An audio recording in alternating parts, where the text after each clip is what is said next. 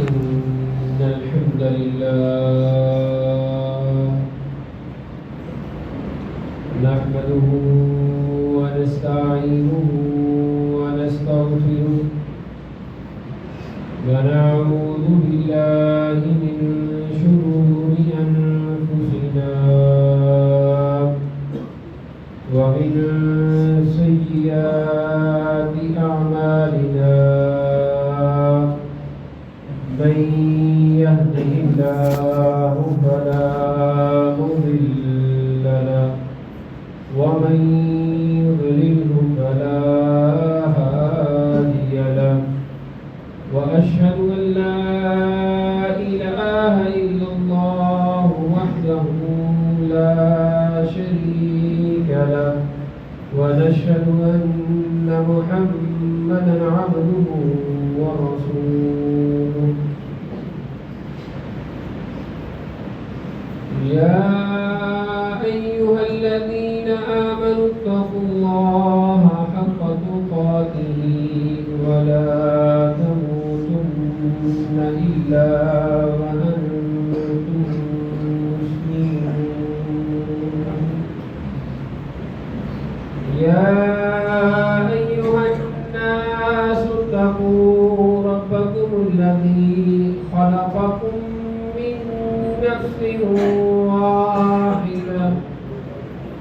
من نفس واحدة وخلق منها زوجها وبث منهما رجالا كثيرا ونساء واتقوا الله الذي تساءلون به والأرحام إن الله كان عليكم رقيبا يا أيها الذين آمنوا اتقوا الله وقولوا قولا سديدا يصلح لكم أعمالكم ويغفر لكم ذنوبكم ومن يطع الله ورسوله فقد فاز فوزا عظيما أما بعد فإن أصدق الحديث كتاب الله وأحسن الهدي هدي محمد صلى الله عليه وسلم وشر الأمور محدثاتها وكل محدثة بدعة وكل بدعة ضلالة وكل ضلالة في النار رب اشرح لي صدري ويسر لي أمري واحلل عقدة من لساني يفقه قولي اللهم انفعنا بما علمتنا وعلمنا ما ينفعنا وزدنا علما رب أوزعني أن أشكر نعمتك التي أنعمت علي وعلى والدي وأن أعمل صالحا ترضاه وأصلح لي في ذريتي إني تبت إليك وإني من المسلمين فأعوذ بالله السميع العليم من الشيطان الرجيم بسم الله الرحمن الرحيم يا أيها الذين آمنوا إذا تداينتم بدين إلى أجل مسمى فاكتبوه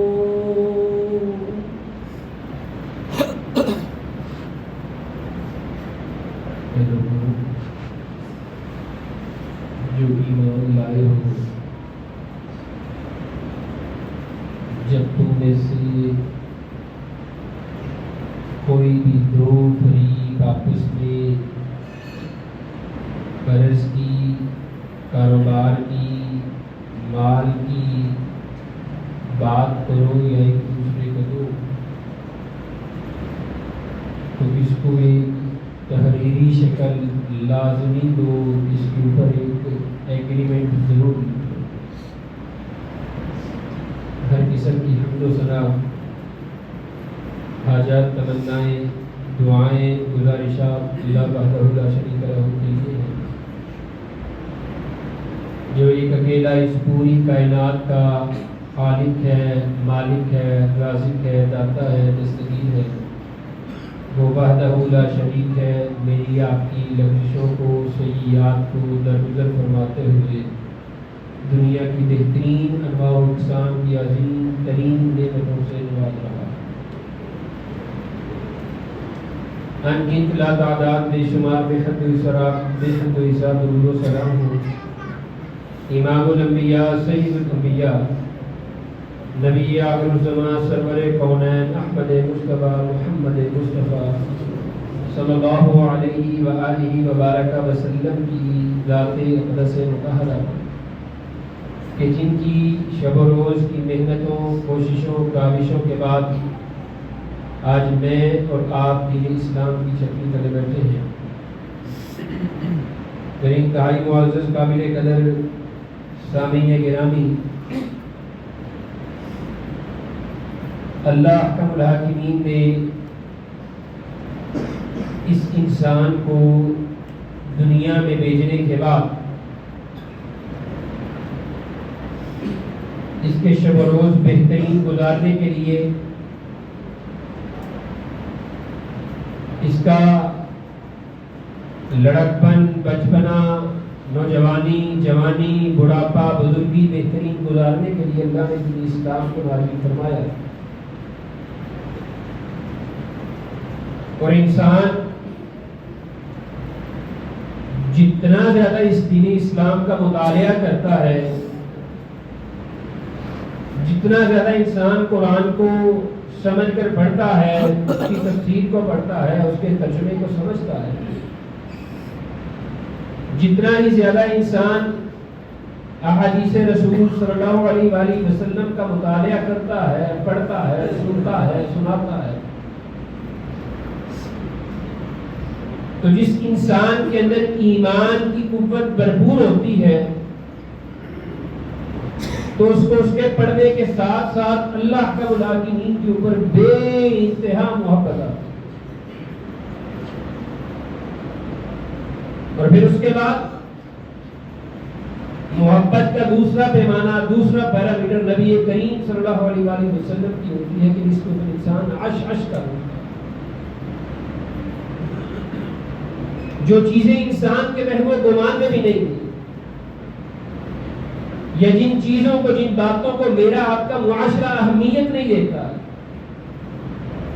جن معاملات کو ہم نے اپنی زندگی میں کوئی اہمیت دی ہی نہیں ہے، اتنے چھوٹے معاملات کے اوپر بھی کئی مقامات سے اللہ کا الحاکمین نے اس عمل کرنے کی وجہ سے جنت کا حقدار ٹھہرایا۔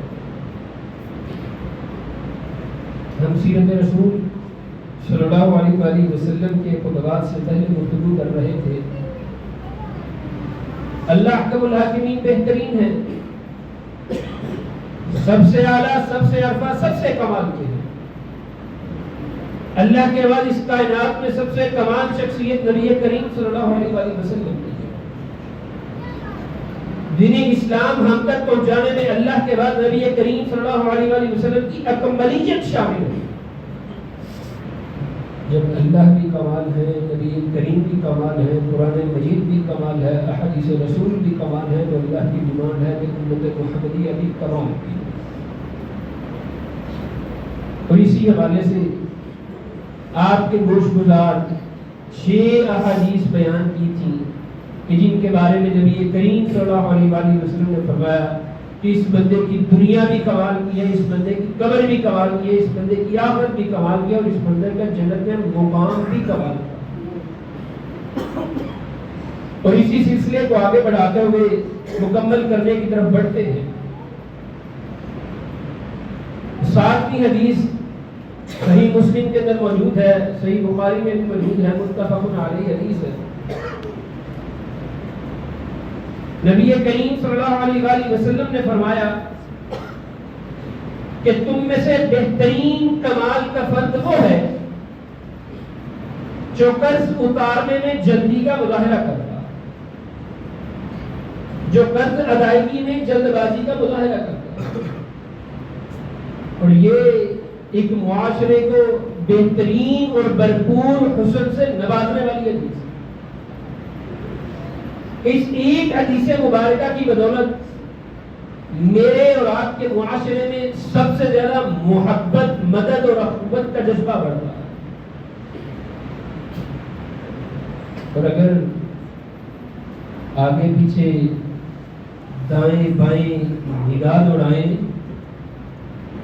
تو جہاں پر قرض کا معاملہ ہے، دینے والا لینے والے سے آج زیادہ پریشان،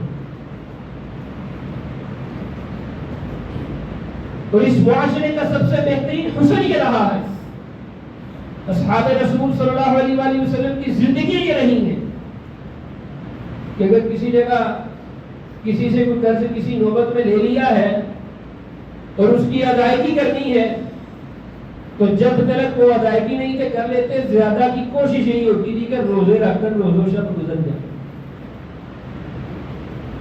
کیوں؟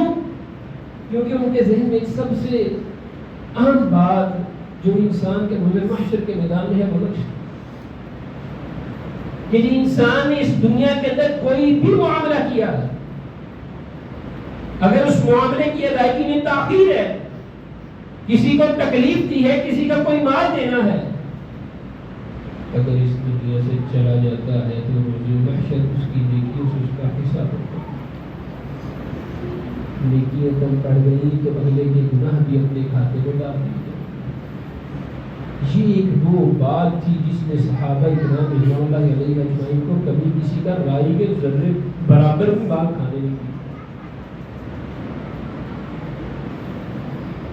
یہاں مال دے دے کسی کو، ٹھیک ہے، اللہ کا ملاقین نے حکم فرمایا ہے، نبی کریم کی بھی گارنٹیاں ہیں، احسان کا معاملہ کرو، مہلت دے سکتے ہو مہلت دے دو، معاف کر سکتے ہو معاف کر دو۔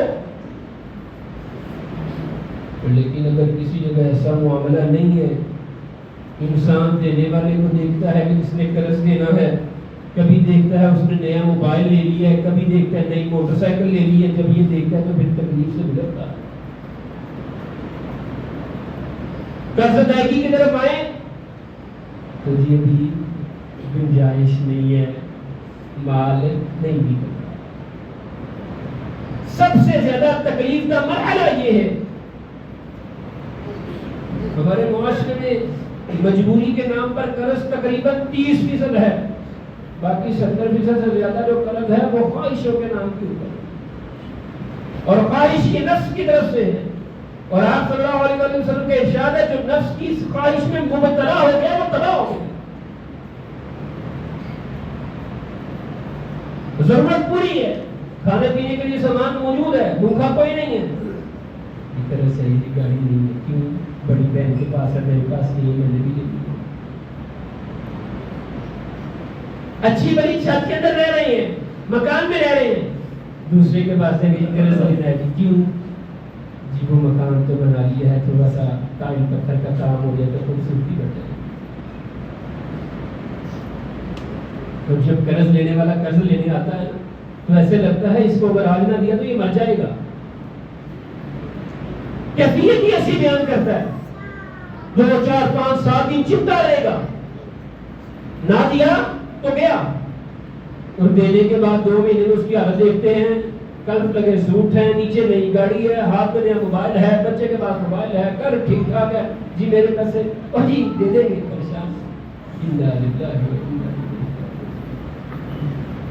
یاد رکھیے گا صاحب، انسان کی زندگی سے بڑھ کر کوئی عمل نہیں ہے۔ یہ جان، یہ روح جو میری آپ کی اس وقت موجود ہے، ہمارا بدن ہے، اس سے بڑھ کر کچھ بھی نہیں، لیکن وہ فرد جو جذبہ ایمانی سے لبریز ہوا، جذبہ ایمانی سے لبریز ہوا، جہاد کی قوت سے لبریز ہوا، میدان جہاد میں گیا، وہاں پر جا کر جان اللہ کی راہ میں دے دی، شہید ہو گیا، اللہ کی بارگاہ کے سامنے پیش ہوا تو اللہ نے جنت میں داخلے سے روک دیا۔ کیوں؟ اس کے ذمہ کو قرض ہے، جب تک ادا نہیں ہوگا۔ ہمیں اپنی نیکیوں پر بڑا مان ہے نا جی، تہجد بھی پڑھتے ہیں، قرآن کے بھی بے تمہار جناب منزلیں پڑھتے ہیں روزانہ، ذکر اذکار بے تحاشا ہے جناب، صدقہ خیرات بے تحاشا ہے، وہ شہید ہے، گردن اتری اللہ کی بارگاہ کے سامنے خون تبک رہا ہے، لیکن اللہ نے کہا جنت تیری جنت میرے ذمہ قرض ہے، جب تک ادا نہیں ہوگا جنت تیری۔ وہ جو چیز جس کو اللہ احکم الحاکمین نے انسان کے جان کے نذرانے کے بعد بھی بخشش نہیں دی تو وہ قرض ہے۔ اور یہاں کیا بات ہوتی ہے؟ ابو جا کے لیے ہمیں اندازہ ہی نہیں ہے یہ جو نیکیوں کا معاملہ ہے نا اللہ کی بارگاہ میں یہ کتنا سخت ہے، کتنا سخت ہے۔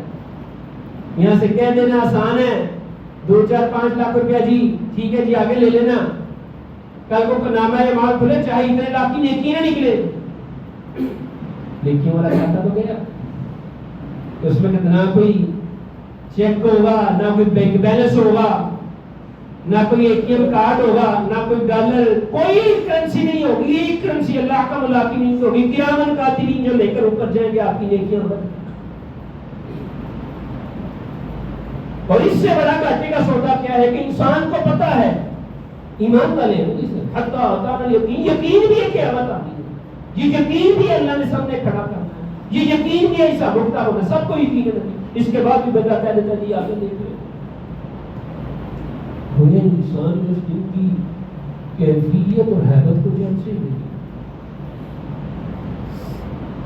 سیدہ عائشہ صدیقہ طاہرہ مطہرہ رضی اللہ تعالی عنہ فرماتی ہیں، صحیح البخاری کے اندر حدیث موجود ہے، اتنا نفسا نفسی کا عالم ہوگا کہ باپ بیٹے کا ہاتھ یا بیٹا باپ کا ہاتھ بھی پکڑنا گوارا نہیں کر پائے۔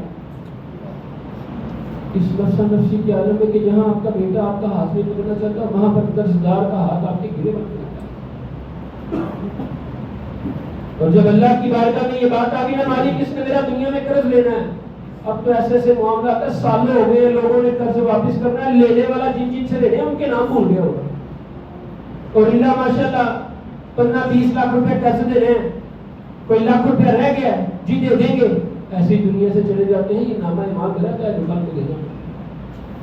اور پھر یہ عجیب و غریب سے ہم نے فیشن بنا چھوڑا ہے، جانے والے اس دنیا سے جاتا ہے، آنے والا بیٹا ہے، چچا ہے، تایا ہے، باجا ہے، آپ صاحب کے کار میں آ کر کیا دیتا ہے جی آپ صاحب ان کی طرف سے اگر کوئی قرض کچھ دینا لینا ہوگا تو میں ذمہ دار ہوں گا، جنازہ پڑھا دیجئے، جنازہ پڑھا دیا جاتا ہے، بعد میں پتہ لگتا ہے ایک سال بعد قاری صاحب آپ نے فلانے کا جنازہ پڑھایا تھا، میں ان کے پیچھے پیچھے جا رہا ہوں، میں نے ان سے پیسے لینے ہیں، وہ کہتے ہیں ہم نے تجھے باپ کی زندگی میں دیکھے ہی تو ہے کون ہے۔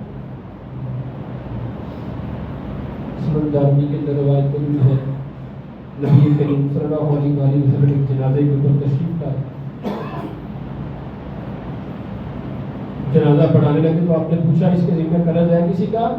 بتایا گیا اللہ کے رسول 2 دینار قرض ہے۔ نبی کریم میت سے ہٹ کر ایک طرف ہو گئے، کہتے تم اس کا جنازہ پڑھو، میں اس کا جنازہ نہیں پڑھ سکتا۔ اگر آج یہاں پر قرض دار کے جنازے کی کیفیت کے اوپر علماء کرام مستحکم ہو جائے تو سب سے پہلی بات پتہ ہے کیا نکلے گی؟ معاشرے میں فتنہ پھیلانا چاہ رہے ہیں، ایسے ہی نا جی۔ سعید بن مسیب اپنی کتاب میں لکھتے ہیں، سیدنا عبداللہ بن عمر رضی اللہ تعالی عنہ کے دور کی بات ہے، ایک شخص کا جنازہ پڑھایا گیا، جنازہ پڑھانے کے بعد اس کی تدفین کی گئی تو اس کی قبر میں سے کوئی آواز محسوس ہوئی، کہتے ہیں میں رات کو سویا، میری خواب میں وہ شخص آیا، اس سے پوچھا کیا مانتا ہوا؟ کہتا میں نے قرض دینا ہے، اس قرض کی وجہ سے میں معلق ہوا ہوں، میرے پاس کوئی معاملہ نہیں۔ صحیح مسلم کے اندر روایت موجود ہے، آپ صلی اللہ علیہ وسلم نے فرمایا قرض دار میں جس نے قرض دینا ہے اس کو جنت کے دروازے کے اوپر روک لیا جائے گا کہ جب تک یہ قرض کی ادائیگی نہیں ہو جاتی یہ جنت میں نہیں جا سکتا. لیکن میرے آپ کے معاشرے میں اللہ ماشاءاللہ اس کے اوپر کوئی غور و فکر نہیں. انسان اعتماد کے اندر مارا جاتا ہے. کاروبار شروع کر لی, آپس میں بھائی والی کر لی, بڑے بھائی نے چھوٹے سے چھوٹے نے بڑے سے کچھ پیسے مانگ لیے, جی اب بھائیوں کے درمیان کیا لکھنا, محبت ہی بڑی ہے, بہنوں کے درمیان کیا لکھنا, رشتے داروں میں کیا لکھنا, کوئی بات نہیں دیکھیں. اور اس کو پتا ہوتا ہے تحریر نہیں بنائی. چھوٹے بھائی نے خاموشی سے فون کیا, جناب اتنے پیسے دے دے, بڑے نے دے دیے. اور جب 2-4-6 مہینے بعد پوچھتا ہے جناب پیسے, آگے سے کیا کہتے ہیں بھائی کہڑے پیسے, جی وہ آپ نے لیے تھے. دوسری بات کیا کرتا ہے, کوئی گواہ ہے تو لے آؤ. حالانکہ وہ جانتا ہے میں نے فون کیا, رازداری رکھی, لیکن وہ اس چیز کو آگے لے جاتا ہے. اسی لیے اللہ کو بلا کے سورہ بقرہ کے اندر آیت مدائنہ قرآن میں اس سب سے لمبی آیا مبارکہ, سب سے لمبی جو آیا مبارکہ اس کے درمیان اللہ کا ملاقات نے یہ بات فرمائی ہے, کسی کو قرض دینا ہے, کسی سے کچھ لینا ہے, کاروبار کر رہے ہو, شراکت داری ہے, کچھ بھی ہے, اس کو لکھنا ضرور ہے. اس کے اندر آگے اللہ نے رسول بھی بیان کیے ہیں, گواہ بھی بناؤ کہ اگر کل کو کوئی ایک پریشان ہو جائے تو گواہ اس کو یاد دلانا. اور جب دنیا پتہ لگتی ہے اعتماد کے اندر, رشتہ داروں کے اندر, جناب کسی نے پوچھا نہیں, حافظ صاحب اگر قاری صاحب مولانا صاحب کسی سے پیسے لے لیں, وہ بندہ بھی نہیں لکھتا, کیا حافظ صاحب معزز ہے, کیا کرنا, لکھے دے دیں گے. کل کو 2-4-6 مہینے 2 سال بعد تو حافظ صاحب بھی ہاں جی لائیں گواہ.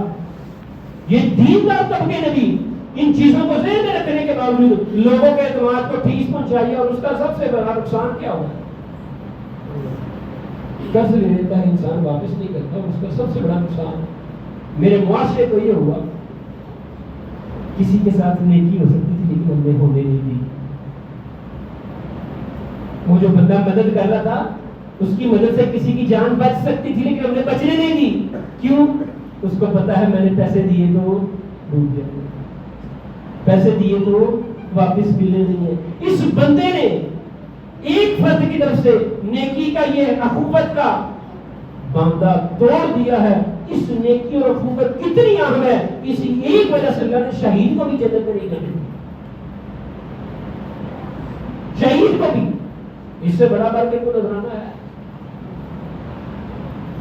یہ ہمارے پاکستان میں ڈاکٹر امجد ثاقب صاحب کا ادارہ ہے اخوت فاؤنڈیشن. ایک خاتون نے 10,000 روپے قرض لیا تھا, انہوں نے بھی دے دیا تھا, اس نے کون سا واپس کرنا ہے. وہ 10,000 کا قرض دینے والی آج دنیا کی سب سے زیادہ قرض اصلا دینے والی, وہی 6 مہینے بعد اس نے واپس کر دیا. بڑے حیران ہوئے, بٹھا لیا, اس نے کہا جس طرح مجھے دیے اسی طرح کسی اور کو بھی دے دیجیے. اور آج بھی دنیا میں ان کا جو ماڈل ہے اخوت فاؤنڈیشن کا, یہ قرضہ دینا اور اس کو واپسی دینا, آج بھی پوری دنیا میں ہارورڈ یونیورسٹی کے سلیبس میں پڑھایا جاتا ہے. ایک انٹرویو میں وہ کہہ رہے تھے میرے پاس گورنمنٹ آف پنجاب کے نمائندے آئے, جی ہم آپ کے توسط سے قرضہ دے دیتے ہیں, ہمیں تو واپس نہیں کرتے, آپ کو واپس تو کر دیتے. گویا انسان کے لیے یہ کیفیت بالکل بھی پریشان. ہر کاروباری بندے کا کھاتا کھول کے دیکھ لیں, لمبے چوڑے کھاتے ہیں, لاکھوں کے کھاتے ہیں. 10 لاکھ کی دکان ہے, 10 لاکھ کی دکان بیچی, جی یہ 20 لاکھ کا کھاتا میں نے مارکیٹ سے لے رہا, یہ بھی تیرا ہوا 30 لاکھ. اور پھر سب سے بڑی بات ہے اس میں بے پرواہی ہوتی ہے. ہم آپ اشرف المخلوقات ہیں, انسان ہیں, سمجھدار ہیں, آپس میں گفتگو کرتے ہیں, ہر ایک کی کیفیت اور مزاج کو سمجھ سکتے ہیں. کوئی ایک جانور بتائیں جو انسان جیسی خصوصیات رکھتا ہو, ہے کوئی ایک جانور؟ کوئی بھی نہیں. لیکن صحیح مسلم کے اندر روایت موجود ہے, نبی کریم صلی اللہ علیہ وسلم نے فرمایا اللہ محشر کے میدان میں ہر چیز کے اندر برابر انصاف ہے. کیسا انصاف ہوگا؟ یہاں تک کہ اللہ کی بارگاہ میں ایک بکری آئے, کمزور بکری اللہ کے سامنے, اور وہ بھی اللہ سے انصاف مانگے کہ اللہ اس کو بھی انصاف دے.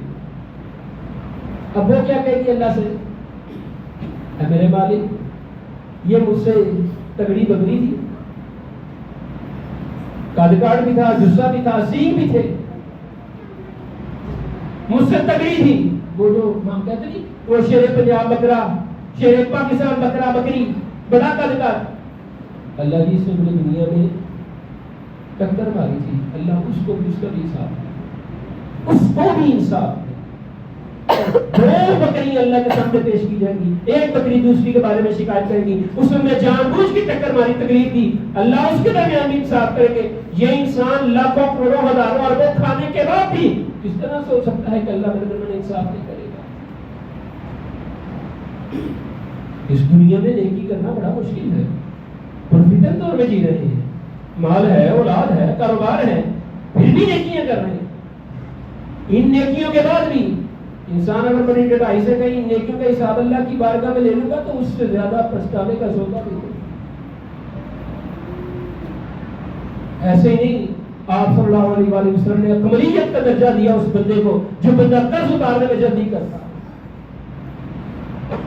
انسان نے پہناوا بدلنا نہیں، رہن سہن بدلنا نہیں، کھانا پینا بدلنا نہیں، اور پھر بھی شکوہ کرتا جی میں قرض اتار نہیں سکتا. نبی کریم صلی اللہ علیہ وسلم کے صحابہ کے دور میں دیکھیں انسان پیاس سے روٹی کھا لے، کم از کم کوشش کرے 50 100 1000 5000 10,000 سے قرضے کی کوشش تو کرے، اللہ قرضہ اتار دے.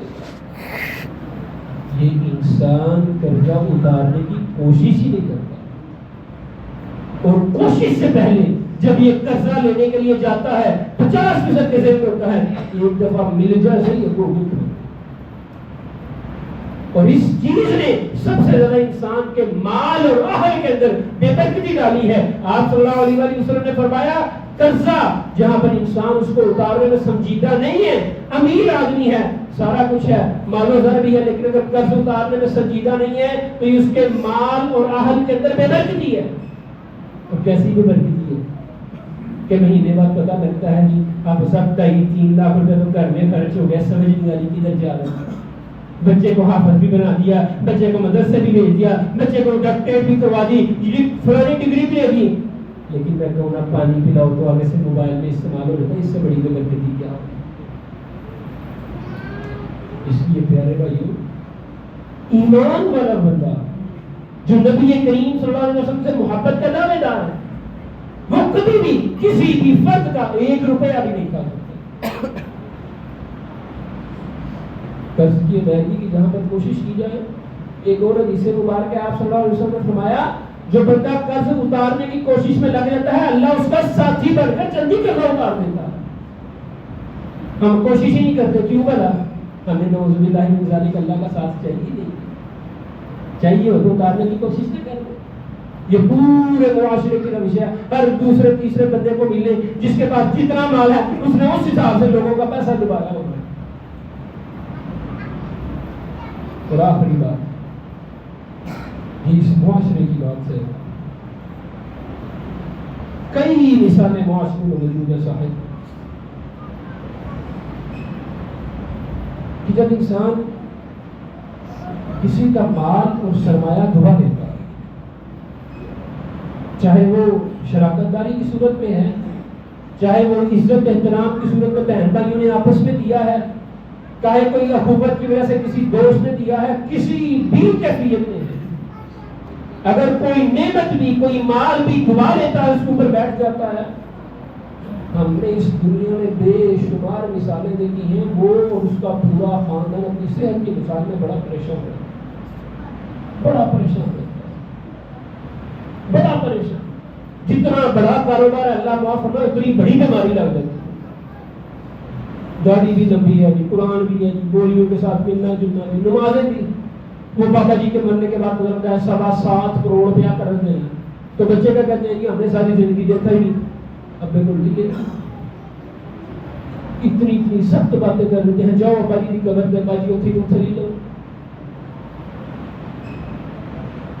یہ مال ہے جس کے بارے میں نبی کریم صلی اللہ علیہ وسلم نے فرمایا جو مال کے لیے نفس کی حوث میں مبتلا ہوگا وہ تباہ ہوگا. اس لیے میرے پیارے بھائیوں، ضرورت کے لیے قرض اٹھانا اچھی بات ہے، خواہش کے لیے قرض اٹھانا انسان کو آزمائش میں مبتلا کر دیتا ہے. دوسری بات، اپنا کھانا پینا کم کر دیں، رہن سہن مختصر کر دیں. بڑی گاڑی ہے، چھوٹی گاڑی ہے، چھوٹی ہے، موٹر سائیکل پر آ رہے، موٹر سائیکل ہے، اس کو بیچ کر قرض اتاریں، لوکل پہ آ جائے. آپ یقین مانیں قرض اتارنے کی کوشش میں کریں گے، اللہ آپ کو اس زمین سے اٹھائے گا اور مجھے سوریا پر لیتا ہے. لیکن اگر یہ کوشش نہیں نہ کرے کہ انسان کو جس جیسے زمین پر دھکیلا جاتا ہے، میں اور آپ معاشرے میں دکھتے ہیں، تبدیل نہیں دکھتے. اللہ کم حاکمین نے ایسے نہیں کمال دیا.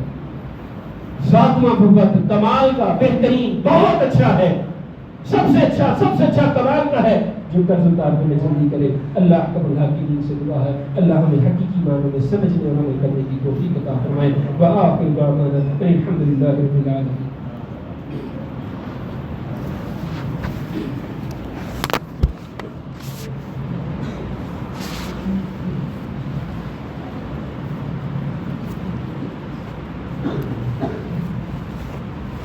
إن الحمد لله نحمده ونستعينه ونستغفره ونؤمن به ونتوكل عليه ونعوذ بالله من شرور أنفسنا ومن سيئات أعمالنا. من يهده الله فلا مضل له ومن يضلل فلا هادي له وأشهد أن لا إله إلا الله وحده لا شريك له وأشهد أن محمدا عبده ورسوله. اللهم صل على محمد وعلى آل محمد كما صليت على إبراهيم وعلى آل إبراهيم إنك حميد مجيد. اللهم بارك على محمد وعلى آل محمد كما باركت على إبراهيم وعلى آل إبراهيم إنك حميد مجيد. ایک مرد کے قرض دار ہونے میں اور قرض اتارنے میں خاتون کا بڑا اہم کردار ہوتا ہے. خاتون کا، وہ چاہے ماں ہے، بہن ہے، بیٹی ہے یا بیوی ہے، جو بھی ہے اس کا بڑا اہم کردار ہوتا ہے. قرض کیوں لیا جی؟ گھر بنانا بچوں کے لیے. عورت کفایت شعار خاموش ہو جائے، جو اپنی میں بھی رہ لے تو انسان قرض سے بچ جاتا ہے. جی قرض کیوں لیا جی؟ جی بچے کا بیاہ کرنا ہے، کوئی پیسہ کوئی. عورت اس بات کے اوپر قائم ہو جائے کہ میں مختصر اور شادہ نکاح کروں گی، قرض کی بھرپائی. اور اگر کسی جگہ قرض لے لی ہے تو خاتون کی معاونت سے وہ قرض اترتا ہے. ہم جو معاونت لیتے ہیں نا وہ درست نہیں ہے. کئی لوگ مطلب لیتے ہیں، لیو جی جگہ بڑی کا 4-5 تولے 6 تولے 10 تولے زیور آ گیا وہ جو قرض لائی. سیدنا علی مرتضیٰ رضی اللہ تعالیٰ عنہ قرض دار ہو گئے، انہیں قرض دینا تھا. یہاں پر اگر کوئی خاوند بھی اپنی بیوی کو اونچی بات سے بلا لے نا تو رات کو لڑکی کے ماں باپ والے پڑ جاتے ہیں، اس کی جرت کیسے ہوئی. ٹھیک ہے نا جی. وہ اگر کوئی کہے یہ سامان اٹھا کر وہاں رکھ دو تو کب بھی ایسا ہو جاتا ہے. اور اگر کوئی میرے مشقت کی بات آ جائے تب بھی ایسا ہی ہے. دنیا کی سب سے بہترین بیٹی سیدہ فاطمہ رضی اللہ تعالی عنہا، ان کی مدعوہ ہے، ان کی زوجہ محترمہ.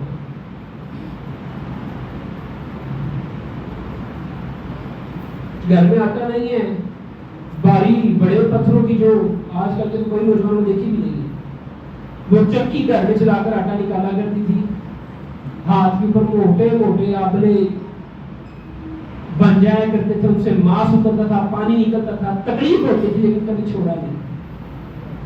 ایک دن کیا کہتی ہیں، میرے سرکار بات سنیں، مجھے نا فلانی چیز بازار سے لا دیں، ہڈی شڈی لا دیں، میں تھوڑا سا کپڑا سوکھ لیتی ہوں، بازار میں جا کے لے جاؤں. کون کہہ رہے ہیں؟ اس دنیا کی سب سے ٹاپ گریڈ بیٹی، ٹاپ گریڈ ڈاکٹر، اس سے اچھی بیٹی نہیں ہے کوئی. نبی کریم کو پتہ لگا علی نے کوئی مال اتارنا ہے، قرض دینا ہے. آپ نے کیا کہا؟ صحابہ کو اکٹھا کیا، مال تو اس کا قرض اتارنا نہیں. آپ نے کہا علی بات سنو، میں دعا تجھے بتا رہا ہوں، یہ کثرت سے پڑھا کروں. دعا کس کو بتائی؟ سیدنا علی. کس کو؟ سیدنا علی. اللہم اکفنی بحلالک بحرامک واغننی عمن سواک. یہ دعا سکھائی سیدنا علی کو. سیدنا علی کہتے ہیں میں نے خود سے زیادہ سیدہ فاطمہ کو یہ دعا پڑھتے دیکھا. وہ معاون بنی، لیکن ایک بات ہے، وہاں یہ نفس کی خواہش نہیں تھی، وہاں یہ لمبے چوڑے گڑھوں کا، اونٹوں کا شوق نہیں تھا. اللہ کا خوف بڑا قریب. کپڑا بھی سوکتی تھی, چکی بھی چلاتی تھی, بچوں کی پرورش بھی تھی, کچا مکان بھی تھا. ان سب کے ساتھ پتہ لگا نبی کریم کے پاس غلام کنیزائیں آئی ہیں خدمت کے لیے, باقی گئی. اللہ کے رسول میں یہ کام آپ کو کرتی ہوں, مجھے بھی ایک تھوڑی سی کنیز دے دیں, معاملہ کا حل ہو جائے گا, تھوڑی سی خدمت ہو جائے گی. کہتے ہیں فاطمہ تھوڑی سی لیٹ آئی ہے, وہ ساری بانٹ لی ہے, تو کوئی بات نہیں. کہتے ہیں بیٹھ, تجھے غلام اور کنیز سے اچھا نسخہ بتاتا ہوں. کون سا؟ رات کو سونے سے پہلے 33 دفعہ سبحان اللہ الحمدللہ اللہ اکبر پڑھ لے, تجھے کبھی ضرورت کی پیش نہیں آئے گی. انہوں نے کبھی نہیں سوچا اللہ کے رسول دوسروں کی باری غلام میری دفعہ وظیفہ, وہ اسی کو لے کر واپس چلے گی. اور انہوں نے اپنی حیات کے اندر یہ بات بڑی دفعہ کہی ہے, میں جب یہ پڑھی ہے میں ہر قسم کی تکلیف اور تھکاوٹ سے زیادہ ہو جاتی ہوں. اس لیے پیارے بھائیوں, زندگی میں سے قرض کو دور کیجیے گا. قرض ہے تو ہر قسم کی خواہشیں, ضرورتیں مختصر ترین کر کے سب سے پہلے قرض اتار کے اللہ آپ کا ساتھی بنے گا. اللہ آسان یہ فرمائے گا. ہمارے ساتھی ہیں خدا صاحب, ان کی والدہ محترمہ پچھلے ہفتے انتقال فرمانے, دعا فرمائے اللہ کو ہوئی کر رحمت رکھتے. کوئی بھی بیمار ہے, آپریشن ہوا ہے, دعا فرمائے اللہ کو بھی صحت کاملہ عاجلہ عطا فرما. اس طرح امین صاحب ہیں, ان کے لیے بھی دعا فرمائے, ان کا بھی آپریشن ہوا ہے, اللہ ان کو بھی شفا کاملہ عاجلہ عطا فرمائے. ہمارے جو مسلمان ساتھی یا غیر مسلم ساتھی دنیا کے جس بھی کونے سے جس طرح کی بھی ہمت کوشش کر کے گلوبل سکول پروپیلا کے ساتھ گئے, دعا فرمایا کریں. جو مسلم نہیں, اللہ ان کو اسلام کی قبول, اسلام کی قوت عطا فرمائے. اور کئی ایسے ساتھی ہیں کہ گلوبل سکول پروپیلا کے پورے رستے میں اسلام قبول نہیں کیا. وہ جب اسرائیل کی جیلوں میں گئے ہیں 2-3 دن میں, تو کتنے لوگ ہیں جنہوں نے جیلوں کے اندر اسلام قبول کیا. کیوں؟ وہ اسرائیلی یہود و نصارہ بڑے ظالم و جابر ہیں. یہ قرآن اور دین اسلام کی قیامت کی صبح تک حق اور سچ ہے. اللہ ان کی محنتوں کو قبول فرمائے, ہمیں بھرپور طریقے سے محنت کی توفیق عطا فرمائے. مولا کریم خطا کار ہے, گناہ کار ہے, گناہوں کو معاف فرما, غلطیوں کوتاہیوں سے درگزر فرما. اللہ جو بیمار ہیں سب بیماروں کو شفا کاملہ عاجلہ عطا فرما. اللہ جو تیرے بندے بندیاں اس دنیا سے جا چکے ہیں, اللہ ان کی قبروں کو ٹھنڈا فرما. ایک چیز کا خیال رکھا کرے, پہلے بھی عرض کی تھی, خطبہ ختم ہونے کے بعد جب تک خطیب اپنے ممبر سے نہیں اترتا تب تک نہیں کھڑے ہونا چاہیے. خطیب کو ممبر سے اترنے کے بعد اس کو دیکھتے ہوئے کھڑے ہوا کریں. اللہ ہمیں بہترین طریقے سے دین اسلام کی پر عمل کرنے والا بنائے. یا قاضی الحاجات حاجاتنا وحاجت المسلمین, یا شافی الامراض اشف مرضانا ومرضى المسلمین, اذهب البأس رب الناس واشف انت الشافي لا شفاء الا شفاءك شفاء لا يغادر سقما. اللهم انا نسألك العافية في الدنيا والآخرة, اللهم اجرنا من النار, اللهم انا نسألك الجنة الفردوس. رب ارحمهما كما ربيانا صغيرا. سبحان ربك رب العزة عما يصفون وسلام على المرسلين والحمد لله رب العالمين.